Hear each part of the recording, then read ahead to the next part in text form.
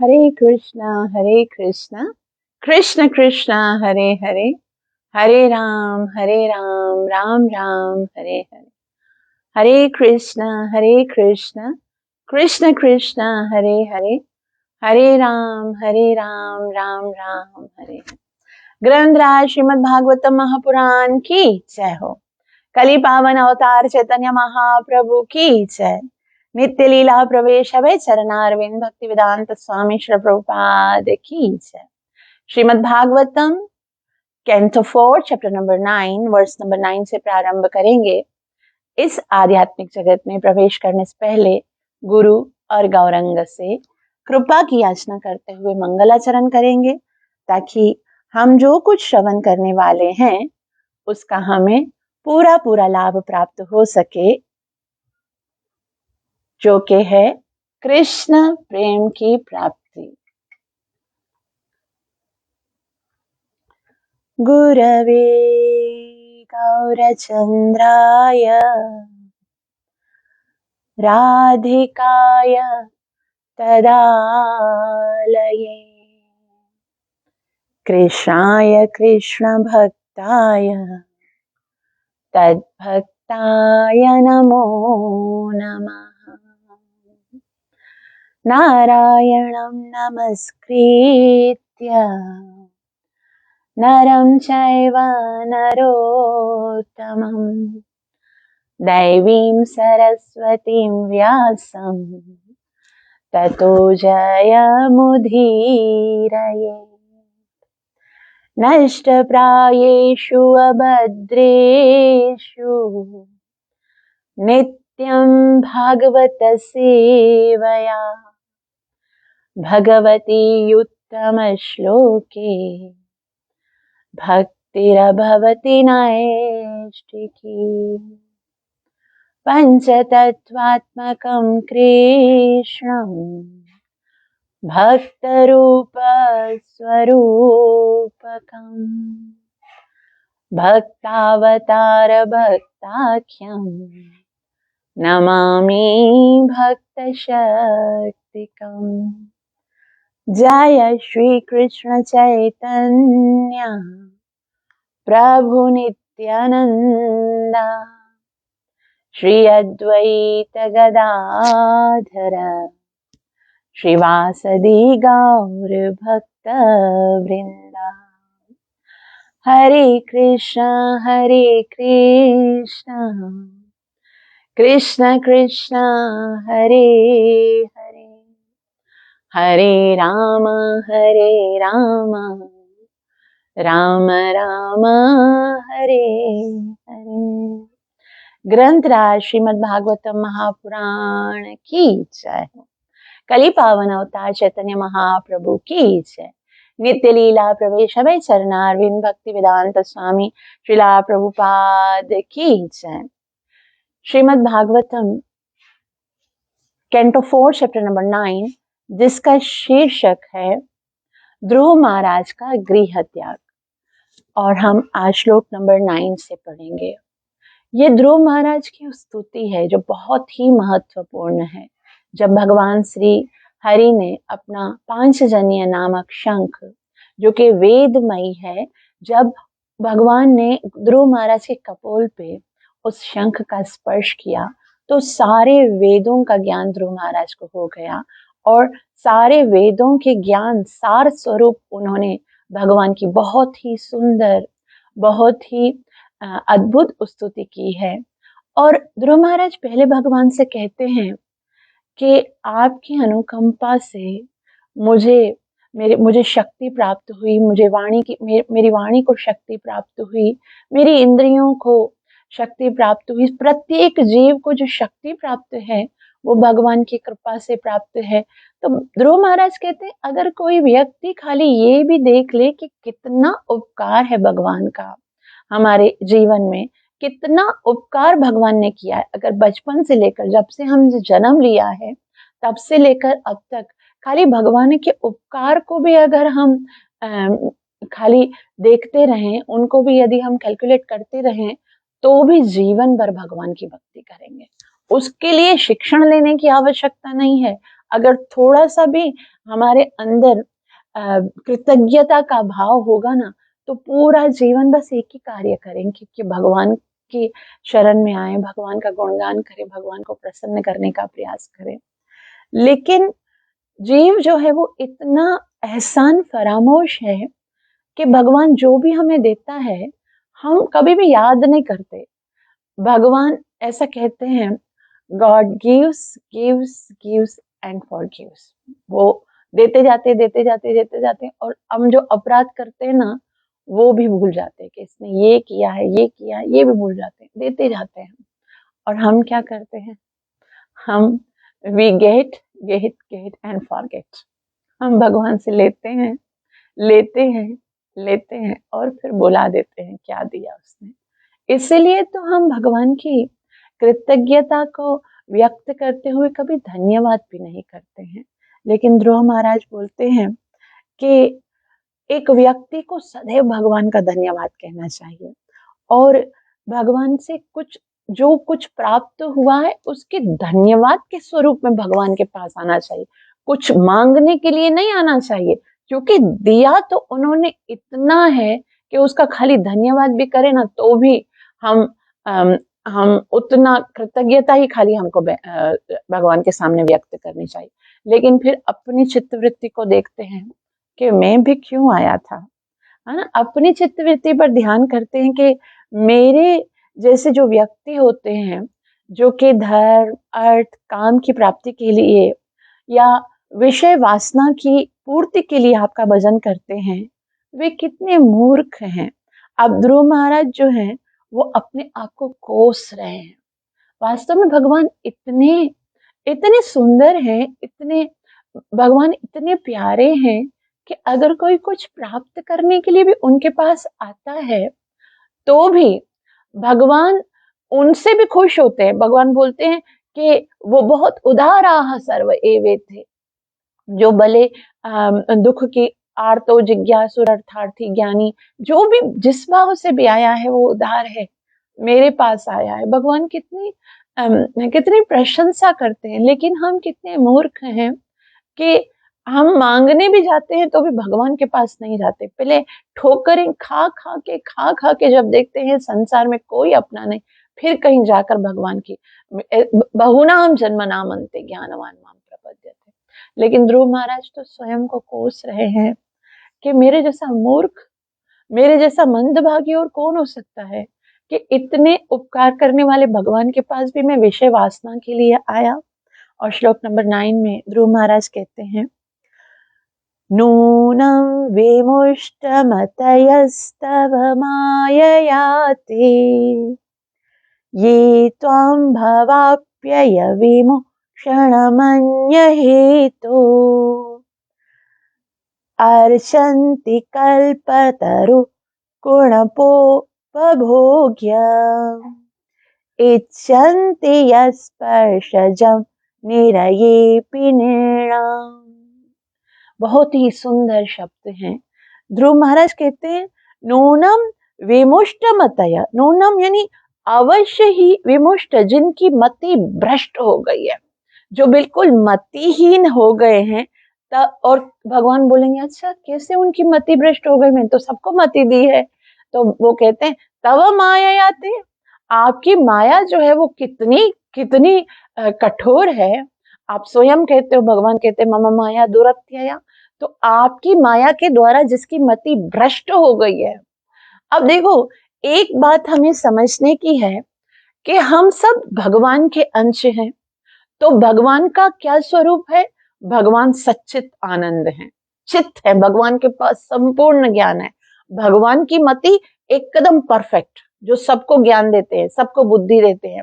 तो हम जो भगवान के अंश हैं तो हमारे पास भी पूरी मति होनी चाहिए ना, बुद्धि होनी चाहिए। लेकिन हम कौन है, मंदमति हैं। हम कैसे हैं, विमुष्ट मतया।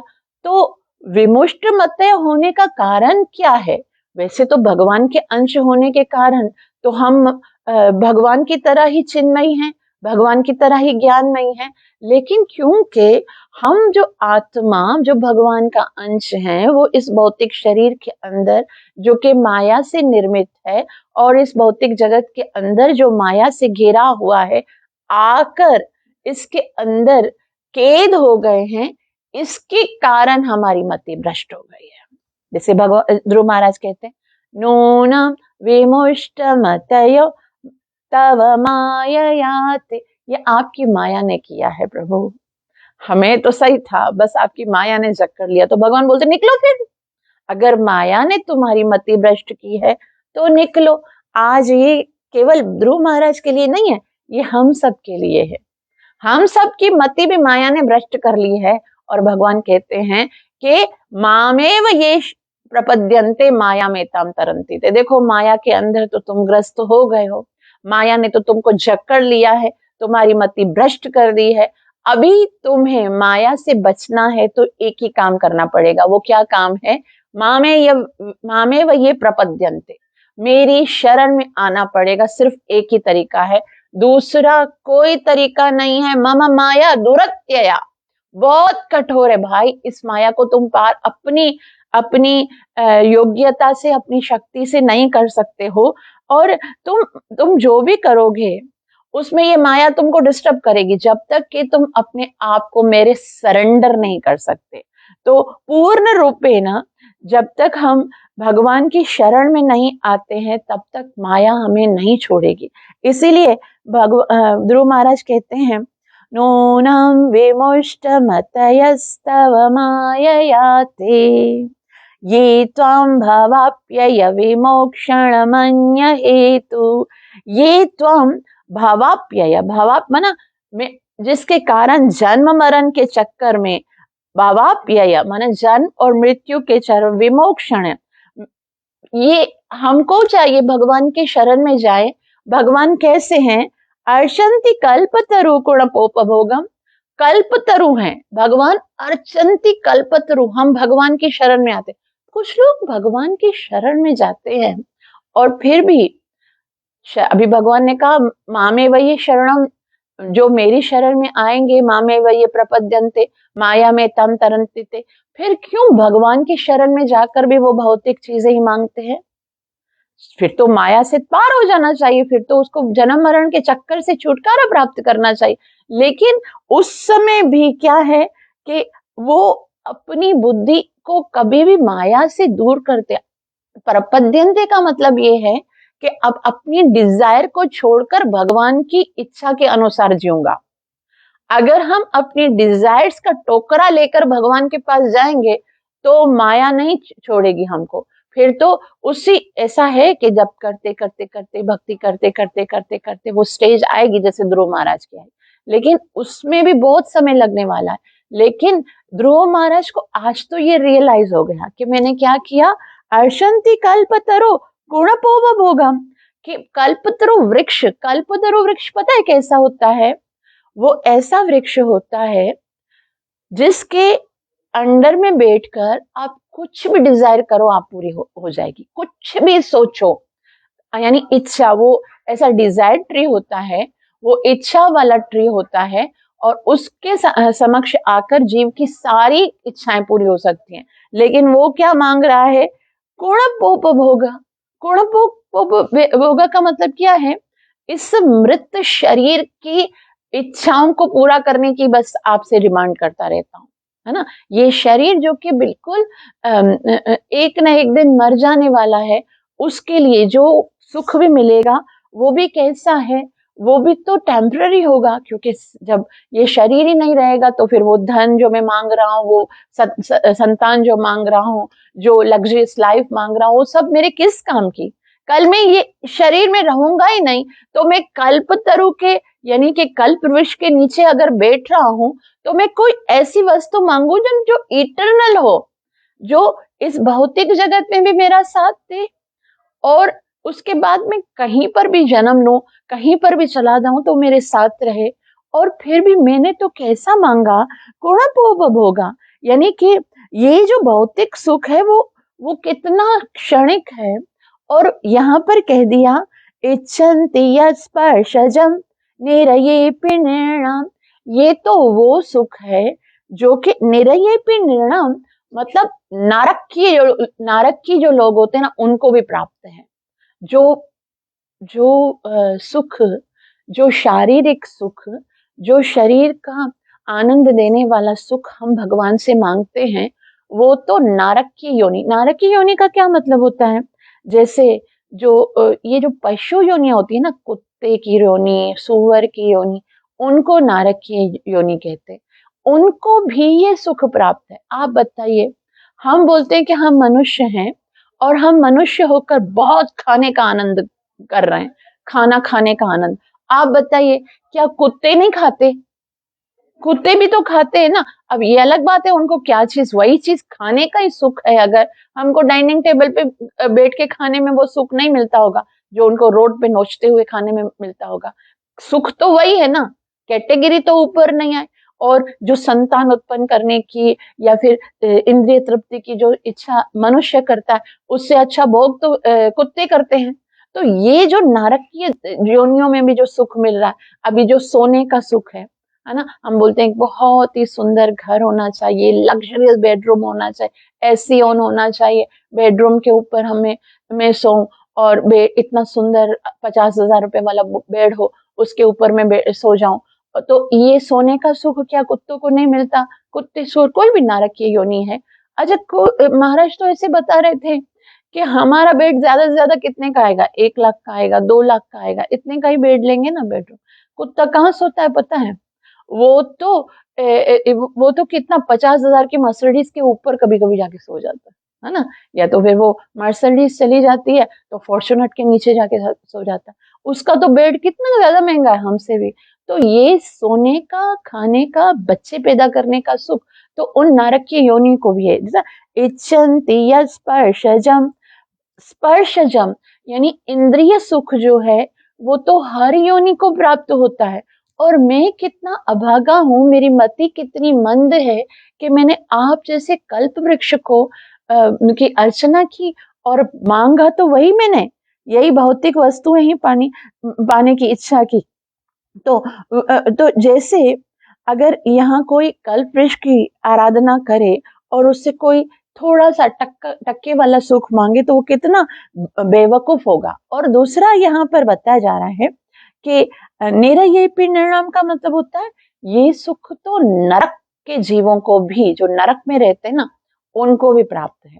तो हम सोचेंगे भाई नरक में तो कोई सुख प्राप्त नहीं होता है, नरक में तो खाली यातना होती है, फिर यहाँ पर क्यों लिखा है नरये निरयेपि निर्णम? मतलब यहाँ पर जो भौतिक जगत में सुख जिसको हम सोचते हैं ना कि ये सुख है, वो सुख है नहीं। अगर सुख होता तो भगवान बोलते ना कि इस भौतिक जगत का सुख है। भगवान ने क्या कहा कि ये कौन सा संसार है, दुखालयम अशाश्वतम, ये दुखों से भरा हुआ संसार है, इसमें सुख भगवान ने नहीं रखा है ना। भगवान बोलते हैं कि इस भौतिक इमं प्राप्य भजस्व, दुखालयम अशाश्वतम इमं प्राप्य भजस्व माम।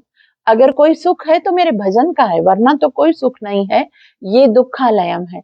तो फिर नरक के प्राणियों की भी ऐसी स्थिति है। हमको जैसा जिसको हम सुख मानते ना, वो वास्तव में सुख नहीं है। वो क्या है? वो कंटिन्यूअस जो हमें दुख मिल रहा है, वो कंटिन्यूअस दुख की स्थिति को कम करना या थोड़ी देर के लिए वो दुख देना अगर माया कम करती है या बंद करती है तो उसको हम सुख समझते हैं। ये कैसे? जैसे आपने एक स्केल देखा है ना, स्केल, स्केल में क्या होता है, बीच में 0 होता है, इधर -1 -2 -3 -4 ऐसे लिखा होता है। फिर बीच में 0 होता है, इधर में +2 +3 +4 +5। ठीक है, ये प्लस वाला जो है ना वो सुख वाला है, सुख वाला पोर्शन है। लेकिन इस संसार में कभी भी सुख वाला पोर्शन नहीं है, क्योंकि भगवान, ये जो प्लस वाला है वो आध्यात्मिक जगत का है, लेकिन जो ये माइनस वाला पोर्शन है वो इस भौतिक जगत का है, दुखालय। तो क्या होता है, हमको कंटिन्यूअस माइनस में दुख मिल रहा है, दुख मिल रहा है, दुख मिल रहा है, -1 -2 -3, ये दुख मिल रहा है। और दुख मिलते मिलते मिलते कुछ समय के लिए 0 पर आ जाते हैं। 0 क्या है? वो बस दुख को थोड़ा सा स्टॉप करने वाली स्थिति है। जैसे कैसे है, जैसे अभी मैं जो कोरोना का कंडीशन चल रहा है ना, उस पे हम थोड़ा उदाहरण देंगे तो इंस्टेंट समझ में आएगा। जैसे आप घर पे बैठे हुए हो, अचानक आपको थोड़ी सी खांसी हो जाती है और ऐसा लग रहा होता है कि कहीं मुझे जुकाम हो रहा है, मुझे स्मेल फील नहीं हो रही है, तो डिप्रेशन में आ गए। डिप्रेशन में आ गए कि कहीं मुझे कोरोना को अटैक तो नहीं हुआ है। फिर आपने क्या, इस डिप्रेशन के कारण आपने क्या किया, आपने जाकर टेस्ट करवाए।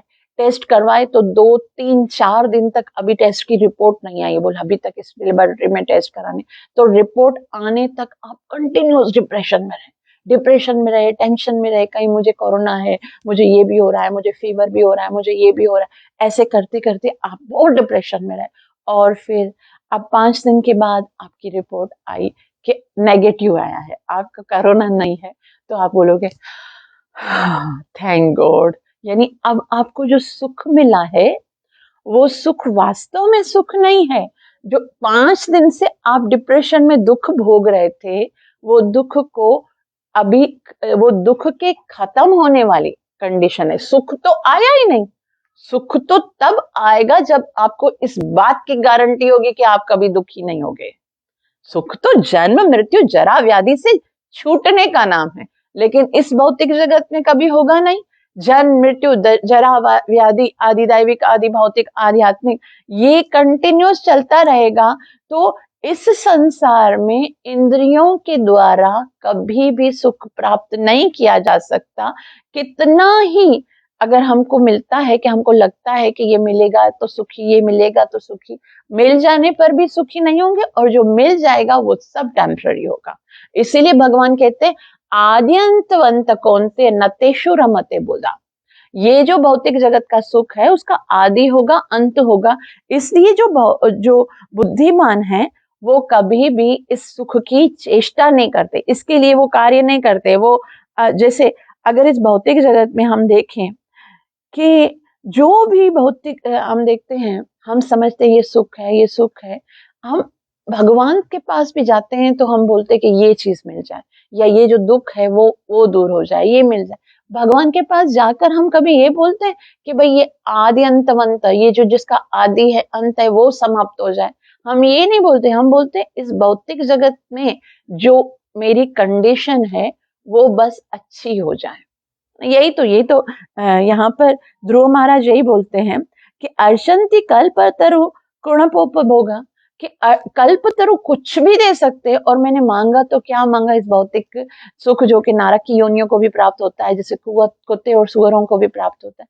ये तो कैसा है, भगवान की भक्ति करके अगर हम भौतिक वस्तुओं की इच्छा करते हैं तो वो कैसा है, जैसे नादानी है, बहुत बड़ी मूर्खता है। ये बोलते हैं ना गुरु ध्रुव महाराज, नूनम विमुष्ट मतया, ये बहुत बड़ी मूर्खता है। कैसे है, जैसे अगर कोई पिताजी हैं, उनका एक छोटा सा बच्चा है 1, 1.5 साल का, और पिताजी जो हैं वो आईफोन लेकर आए, नया नया आईफोन 20 है, जो कि प्रो मैक्स एकदम नया बिल्कुल लेकर आए हैं, और अभी उन्होंने उसको ओपन किया है और उठाया। अभी छोटा बच्चा है, उसने फौरन हाथ से पापा नया मोबाइल मैं देखूं, और उसको उठा रहे हैं और उसको गिरा रहा है, उसको माउथ में डाल रहा है। पापा बोलेगा नहीं बेटा, दो खराब, दो मेरे, मुझे दे दो।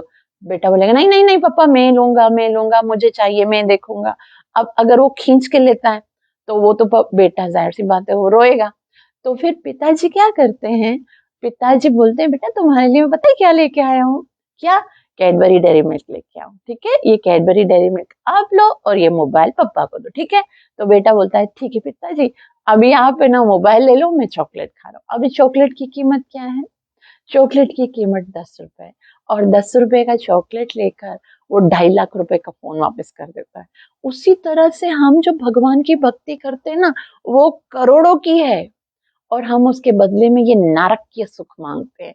तो ये बेवकूफी है कि नहीं है ना। जैसे हम अक्सर एक छोटी सी मिसाल हमने बहुत दफा सुनी होगी, अभी इस पर मैच कर रही है, कि एक राजा था, उसने उसकी बर्थडे थी, तो उसने ये डिसाइड किया कि भाई अब मैं जेल में जाऊंगा और जेल के सारे कैदियों को जो जो प्रॉब्लम होगी वो प्रॉब्लम सॉल्व करूंगा, और जो उनको चाहिए होगा वो उनको दूंगा।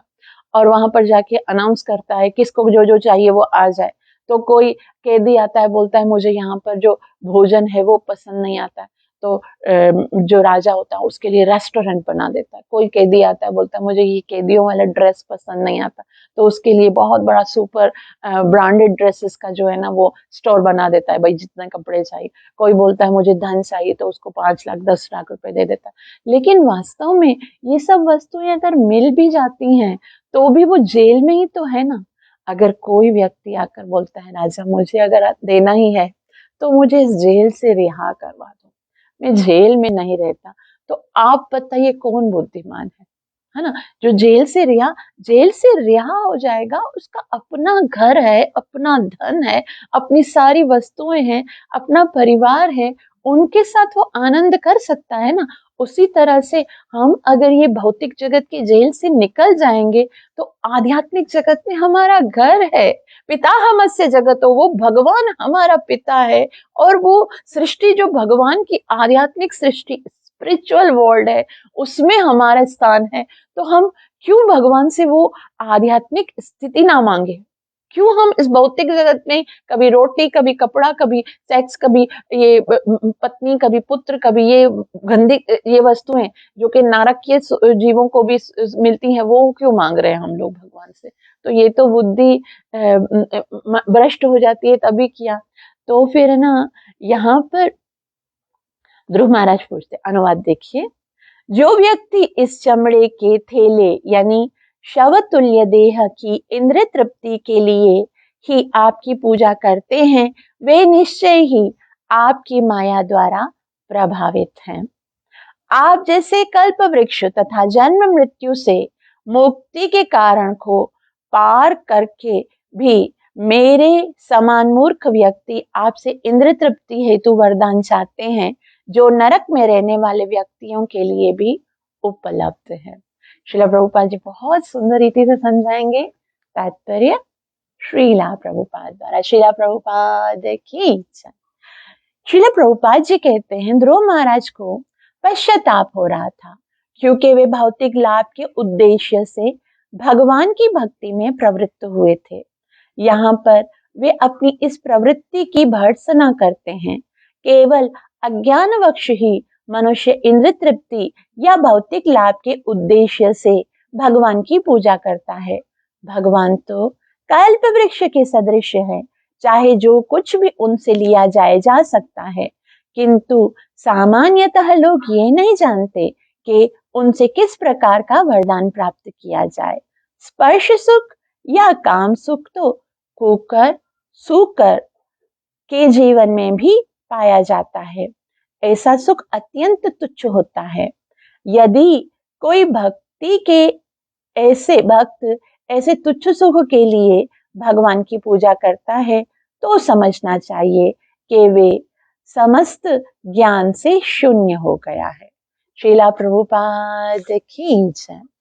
तो इतना सुनने के बाद भगवान मानो ध्रुव महाराज से पूछते हैं, अच्छा ये सब इंद्रिय सुख जो है वो तो नरक के जीवों को या फिर पशुओं को भी प्राप्त है, नरक के जीवों को, लेकिन जो स्वर्ग मांगते हैं, जो मेरी भक्ति करते हैं और मुझसे स्वर्ग मांगते हैं, वो तो बेवकूफ नहीं है ना, वो तो ज्ञानी है, क्योंकि स्वर्ग का सुख तो इस भौतिक जगत के सुख से बहुत ज्यादा महत्वपूर्ण है, बहुत ज्यादा उच्च कोटि का है।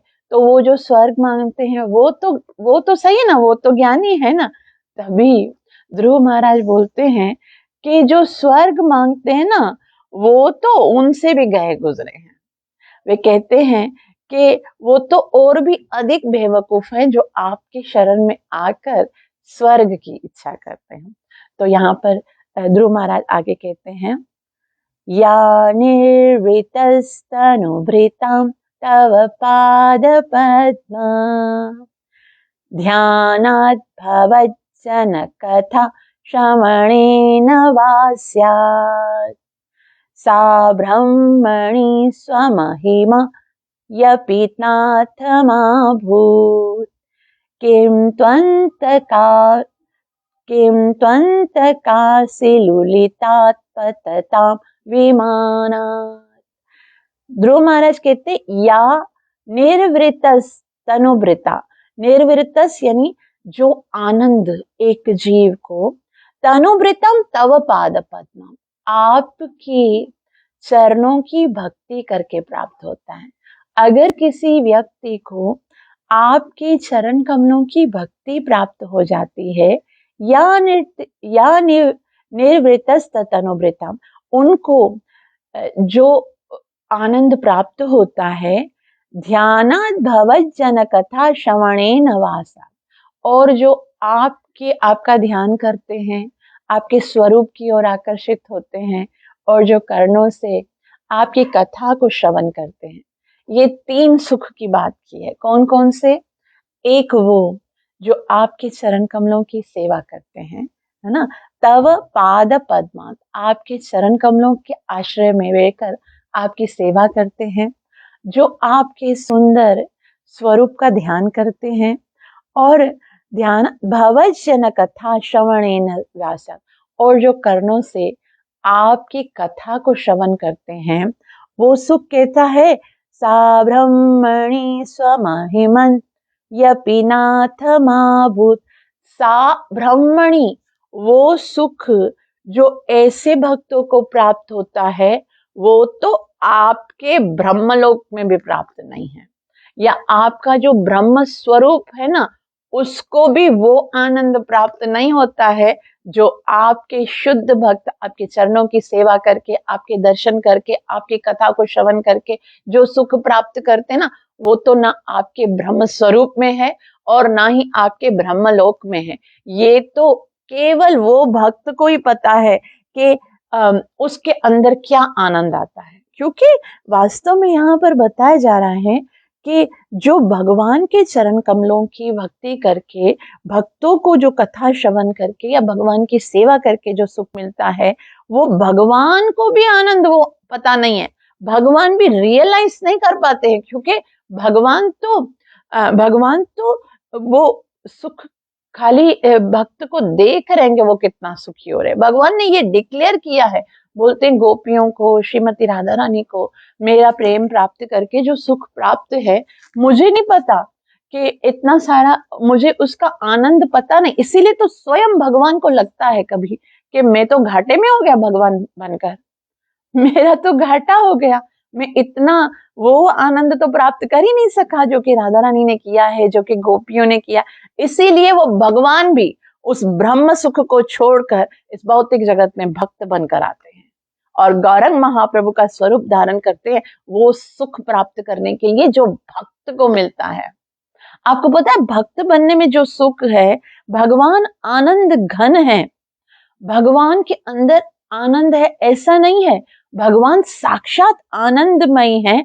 लेकिन भगवान को ध्रुव महाराज कह रहे हैं, एक छोटा सा बच्चा भगवान को कह रहा है कि आपका ध्यान करके भक्त को जो सुख मिलता है, आपकी कथा सुनकर जो भक्त को सुख मिलता है, वो सुख तो आपको भी समझ में नहीं आएगा जब तक भगवान बनोगे। उसको समझने के लिए तो आपको भक्त बनना पड़ेगा। भक्त को ही वो आनंद का पता हुआ, आपके ब्रह्म स्वरूप में भी वो सुख नहीं है।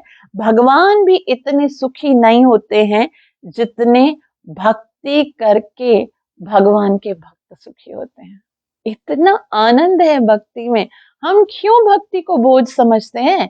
हम क्यों भक्ति, ये कथा श्रवण करना, ये भगवान की सेवा करना, ये भगवान के पवित्र नाम का जप करना, हमको क्यों ऐसा लगता है कि ये कोई हमारे ऊपर अत्याचार है, ये हम ऐसे सारा दिन बस ऐसे टेस्टलेस, इसके बढ़कर टेस्ट तो कोई हो ही नहीं सकता है। भगवान भी इस टेस्ट के लिए तरसते हैं जो भक्तों को मिलता है। इसीलिए यद्यपि भगवान सुख के मूर्तिमान स्वरूप है, रस मूर्ति है, आनंद गंध है, भगवान आनंद भक्ति, भगवान का जो आनंद है वो भी भक्ति के आनंद से कम ही है।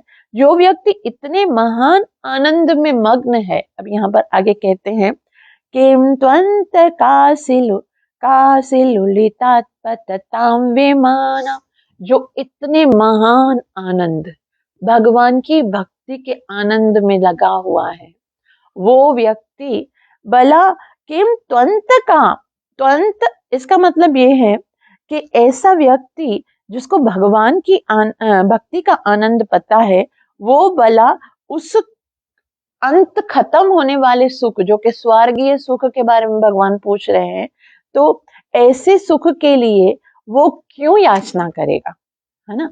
किम त्वंतसि मृत्यु की तलवार से लुलितात यानी विनष्ट होकर पतताम, ऐसा सुख स्वर्ग में जाएंगे तो क्या होगा। भगवान Shri Krishna Bhagavad Gita chapter number 9 verse number 22 में कहते हैं, ते तम भुक्त्वा स्वर्गलोकम विशालम क्षीणे पुण्य मृत्युलोकम विशन्ति त्रयी मनु प्रपन्ना गतागतं काम काम लभन्ते। तेतम भुक्त्वा स्वर्गलोकम विशन्ति क्षीणे पुण्य मृत्युलोकम। अगर वो बहुत बहुत समय तक, विशाल समय तक स्वर्गलोक में भी जाएंगे तो भी एक दिन क्या होगा, पुण्य क्षीण हो जाएगा और फिर वो इस भौतिक जगत में आएंगे। अब आप ही बताइए प्रभु कि ये आपकी भक्ति का जो आनंद है, आपकी कथा श्रवण करने का जो आनंद है, आपके चरणों की सेवा करने का आनंद जो है, वो ब्रह्म सुख से भी बढ़कर है। तो फिर कोई व्यक्ति स्वर्ग का तुच्छ सुख, जो कि कुछ क्षण के बाद खत्म ही हो जाने वाला है, उसके लिए क्यों वो इच्छा करेगा। वो तो भगवान भौतिक जगत को इस तरह से निर्माण किए हैं कि इस भौतिक जगत में कष्ट होता है, जीव सोचता है कि मुझे ये भौतिक जगत में सुख नहीं है तो मैं स्वर्ग में चला जाऊं, तो ये वो साधारण लोग सोच सकते हैं। लेकिन जिनको भगवान की भक्ति का सुख मिल जाएगा, उनको तो ये स्वर्गिक जो सुख है वो तो बिल्कुल आकर्षित करेगा ही नहीं। तो असल में यहाँ पर कैसे बता रहे हैं कि ये जो सुख इस भौतिक जगत में भक्त प्राप्त करता है, वो भगवान को कैसे प्राप्त नहीं होता। भगवान वास्तव में विषयी है और भक्त जो है वो आश्रय है। अब आश्रय और विषय को कैसे समझेंगे। जैसे भक्त जो है वो एक मटका है और उसके अंदर जो पानी है वो भगवान है, ठीक है।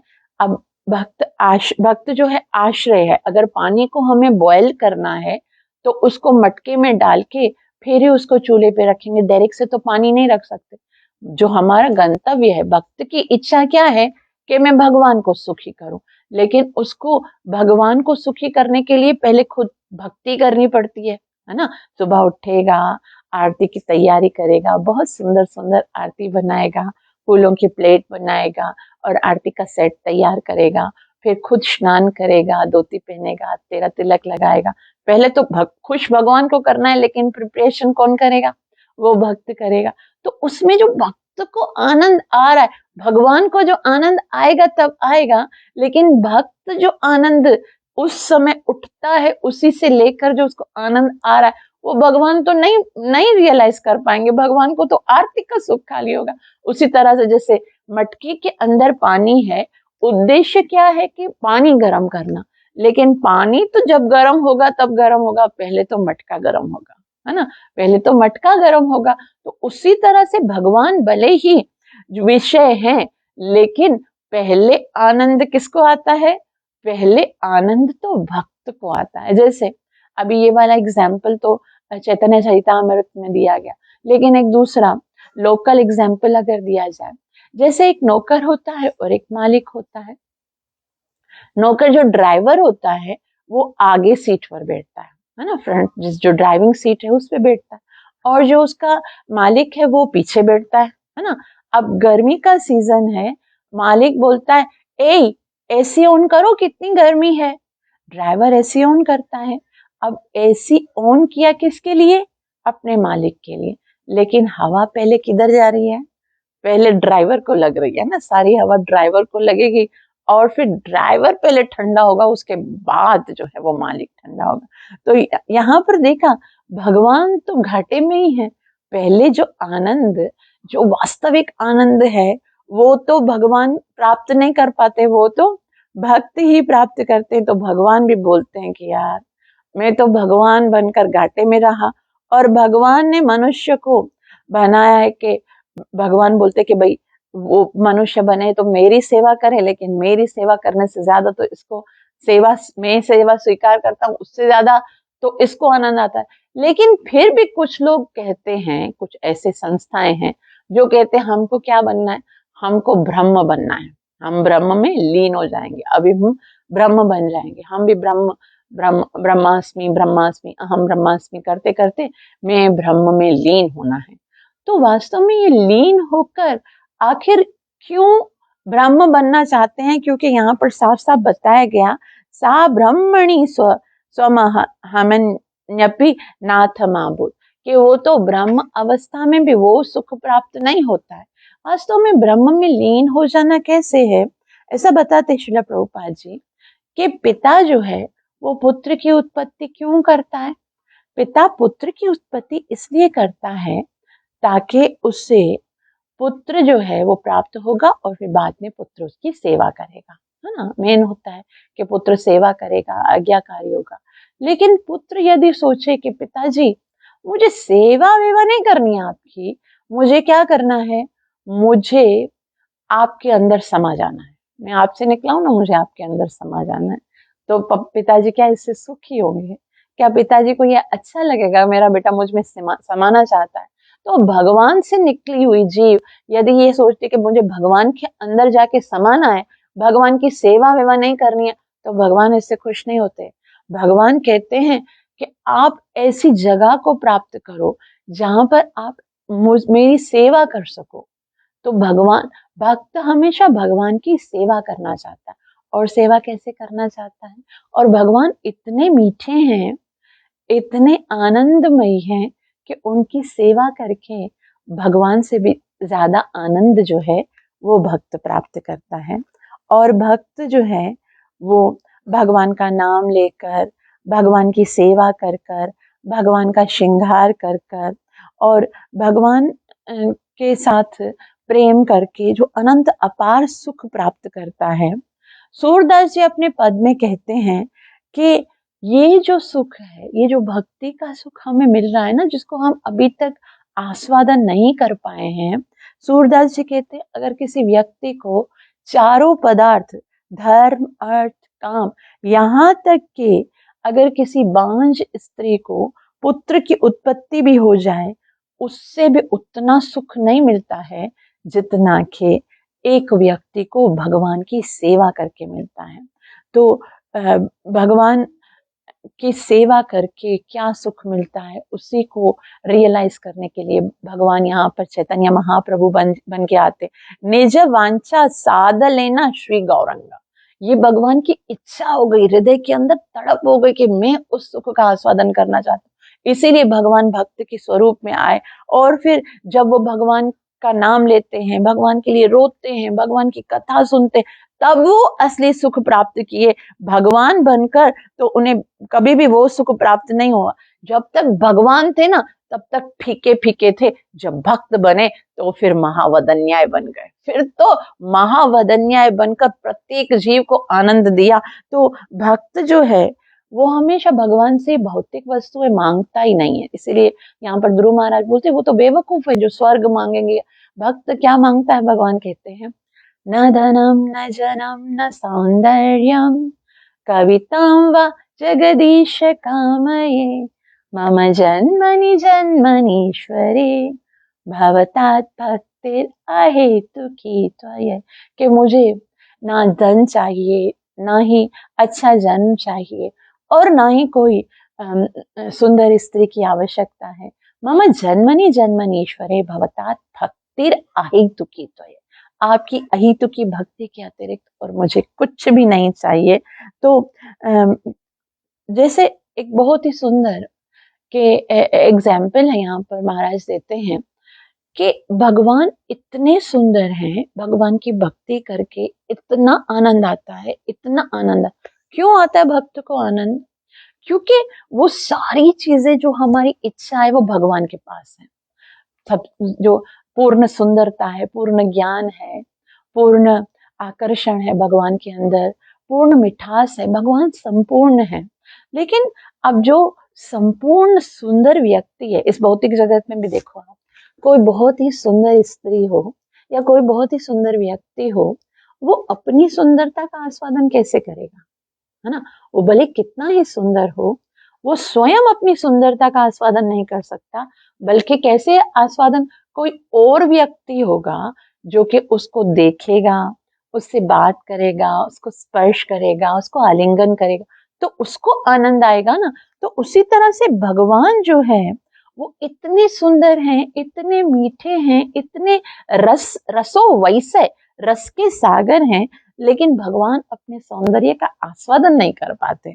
ये तो जो भक्त है ना भगवान के, वो भगवान के भक्त जो हैं, वो भगवान के इस आनंद को लूटते हैं, भगवान को आंखों से, जैसे ध्रुव महाराज बोलते हैं कि मैं भगवान को नेत्रों से पी रहे हैं, आलिंगन करने की इच्छा कर रहे हैं, भगवान को चूम के, भगवान को प्यार करके, वो उसको इतना आनंद आता है, उतना सुख तो भगवान कभी सोच भी नहीं सकते कि मुझे मिले, क्योंकि उनकी जैसा कोई इतना मीठा और तो है नहीं। तो फिर वो कैसे इसका आस्वादन करेंगे? तो फिर वो, अगर भगवान को आस्वादन करना होगा ना, तो स्वयं से ही कुछ बनाना पड़ेगा, और कोई नहीं। लेकिन भक्त तो भगवान को प्राप्त करके ही आनंदमय हो जाते हैं। अनुवाद देखिए। हे भगवान, आपके चरण कमलों के ध्यान से या शुद्ध भक्तों से आपकी महिमा का श्रवण करने से जो दिव्य आनंद प्राप्त होता है, वह उस ब्रह्मानंद अवस्था से भी कहीं भरकर है, जिसमें मनुष्य अपने को निर्गुण ब्रह्म से तदाकार हुआ सोचता है। चूंकि ब्रह्मानंद भी भक्ति से मिलने वाले दिव्य आनंद से परास्त हो जाता है, अतः उस क्षणिक आनंदमयता का क्या कहना, जिसमें कोई स्वर्ग तक पहुंच जाए और जो काल रूप तलवार के द्वारा विनष्ट हो जाता है। भले ही कोई स्वर्ग तक क्यों न उठ जाए, काल क्रम में वह नीचे गिर जाता है। तो स्वर्ग का सुख कैसा है? पततम विमानम, वापस गिर जाने का है। तो कोई आपको आपकी भक्ति का, भक्तों के द्वारा कथा का श्रवण जब कर लेता है, तो वो ऐसे सुख की याचना भला कैसे कर सकता है? श्रीला प्रभुपाद की। श्रीला प्रभुपाद जी कहते हैं, श्रवणम कीर्तनम द्वारा भक्ति से जो दिव्य आनंद प्राप्त होता है, उसकी तुलना कर्मियों द्वारा स्वर्ग प्राप्ति से होने वाले सुख से या ज्ञानियों अथवा योगियों द्वारा निर्गुण ब्रह्म के साथ तदात्म्य से प्राप्त सुख से नहीं की जा सकती। ये जो भक्ति का सुख है, ना तो स्वर्ग में और ना ही ब्रह्म में लीन हो जाने में प्राप्त होता है। योगी सामान्यतः विष्णु के दिव्य रूप का ध्यान धरते हैं, किंतु भक्त जन न केवल उनका ध्यान करते हैं, वरन उनकी वास्तविक सेवा में लगे रहते हैं। भक्त क्या करते हैं? सेवा करते हैं, सुबह से लेकर शाम तक, शाम से लेकर रात तक, किसी तरह से भगवान के साथ। तो पिछले श्लोक में एक शब्द आया है भवाप्यय, जो जन्म तथा मृत्यु का सूचक है। भगवान जन्म मृत्यु की श्रृंखला से छुटकारा दिला सकते हैं, यह सोचना भ्रामक है। जैसा कि एकेश्वरवादी कहते हैं कि एक बार जन्म मृत्यु से छुटकारा पाने पर मनुष्य परब्रह्म में लीन हो जाता है। यहाँ यह स्पष्ट कहा गया है कि भक्तों को श्रवण कीर्तनम से जो आनंद प्राप्त होता है, उसकी तुलना ब्रह्मानंद से भी नहीं की जा सकती, जो परम ब्रह्म में लीन हो जाने से दिव्य आनंद की निर्विशेष धारणा या कल्पना मात्र है। तो यहाँ पर श्रील प्रभुपाद जी कहते हैं, ये जो निर्विशेष के अंदर लीन हो जाना है, जो कहते हैं इससे बड़ा सुख कुछ भी नहीं है, तो यहाँ पर तो साफ साफ बोला है, भागवत प्रमाण है, सा ब्रह्मणि स्वमहिमन्यपि नाथमाभूत, वो सुख नहीं है ब्रह्म अवस्था में भी। तो कर्मियों की स्थिति तो और भी गिरी हुई है, उनका लक्ष्य उच्च लोकों को प्राप्त करना रहता है। Bhagavad Gita chapter number 9 verse number 25 में कहा गया है, यान्ति देव व्रता देवान, जो लोग देवताओं की पूजा करते हैं वे स्वर्ग लोग जाते, किंतु अन्यत्र Shrimad Bhagavad Gita chapter number 9 verse number 21 में कहा गया है कि क्षीणे पुण्य मृत्यु लोकम विशंति, जो ही पुण्य कर्मों का क्षय हो जाता है तो स्वर्ग को प्राप्त मनुष्य को नीचे आना पड़ता है। वे आधुनिक अंतरिक्ष यात्रा के समान है, जो चंद्रमा पर जाते हैं, किंतु ज्यों ही उनका ईंधन चुक जाता है उन्हें पृथ्वी पर पुनः उतरना पड़ता है। जिस प्रकार ज्येष्ठ नोदन के बल पर चंद्रमा या अन्य ग्रहों को जाने वाले आधुनिक अंतरिक्ष यात्रियों को ईंधन चुक जाने पर नीचे उतरना पड़ता है, उसी प्रकार यज्ञों तथा पुण्य कर्मों के बल पर स्वर्ग को प्राप्त करने वाले लोगों को भी नीचे उतरना पड़ता है। अंतकासी लुलितात मनुष्य काल रूपी तलवार से इस भौतिक संसार में अपने उच्च पद से काट कर गिरा दिया जाता है और वह फिर नीचे चला जाता है। ध्रुव महाराज को बोध हुआ कि भक्ति का फल परम पूर्ण में तादात्म्य होने से या स्वर्ग में जाने से कहीं अधिक मूल्यवान है। पतताम विमानात शब्द अत्यंत महत्वपूर्ण है। जो लोग स्वर्ग लोक पहुंच जाते हैं वे उन विमानों के तुल्य हैं जो ईंधन चुक जाने पर नीचे गिर जाते हैं। तो यहाँ पर श्रील प्रभुपाद जी बोलते हैं कि जो भक्ति का जो सुख होता है, जो भगवान का नाम जप करने से मिलता है, भगवान की सेवा करके, भगवान का की कथा श्रवण करके जो भक्तों को सुख मिलता है, वो तो ब्रह्म सुख से भी उसका तो कंपेयर नहीं किया जा सकता। फिर जो स्वर्ग का जो तुच्छ सुख है, जिसको पहुंचने के बाद वापस गिरना ही पड़ता है, वैसे सुख की भला क्या बात की जाए। तो भक्त ना तो स्वर्ग चाहिए, स्वर्ग अपवर्ग ये सब उसको नहीं चाहिए। क्या चाहिए उसको? तो भक्ति चाहिए। तो मानो अब भगवान जो है वो ध्रुव महाराज से क्वेश्चन करते, अच्छा ध्रुव, तुम्हें इंद्रिय सुख नहीं चाहिए क्योंकि तुम कहते हो तो नरकीय योनियों को भी प्राप्त है स्पर्जाम, तुम्हें स्वर्ग भी नहीं चाहिए, तुम्हें ब्रह्म सुख भी नहीं चाहिए, अब तुम बता दो तुम्हें क्या चाहिए। आज भगवान जो है वो ध्रुव महाराज से पूछ रहे हैं, ठीक है अब तुम बताओ तुम्हारी रजा क्या है। तो ऐसा एक बहुत ही सुंदर इकबाल जी का शेर है कि खुद ही को कर बुलंद इतना कि हर तकदीर से पहले खुदा बंदे से खुद पूछे बता तेरी रजा क्या है। अब इतना बुलंद कर दिया, वरना तो उससे पूछने की जरूरत ही नहीं, हम तो लिस्ट लेकर खड़े हो जाते हैं, ये चाहिए ये चाहिए ये चाहिए ये चाहिए। ध्रुव महाराज तो बोलते हैं ये नहीं चाहिए, ये नहीं चाहिए, इंद्रिय सुख नहीं चाहिए, स्वर्ग नहीं चाहिए, ब्रह्म सुख नहीं चाहिए, ये नहीं चाहिए ये नहीं चाहिए ये नहीं चाहिए। अब भगवान बोलते बताओ क्या चाहिए, अब तुम जो बोलोगे वैसा करेंगे। तो फिर आप ध्रुव महाराज पहले कल बताएंगे कि भगवान से वो क्या मांगते हैं और फिर भगवान उनको क्या देते हैं। आप सबका बहुत बहुत आभार जो इतना प्रेम से श्रवण किया। कृपया मुझे आशीर्वाद देना मत भूलिएगा, मेरे लिए प्रार्थना करना मत भूलिएगा, ताकि मैं अपनी सेवा और साधना को अच्छे से कर सकूं। ग्रंथराज श्रीमद् भागवतम महापुराण की जय। नित्य लीला प्रवेश भय चरणारविंद भक्ति वेदांत स्वामी श्री प्रभुपाद की जय। कली पावन अवतार चैतन्य महाप्रभु की जय।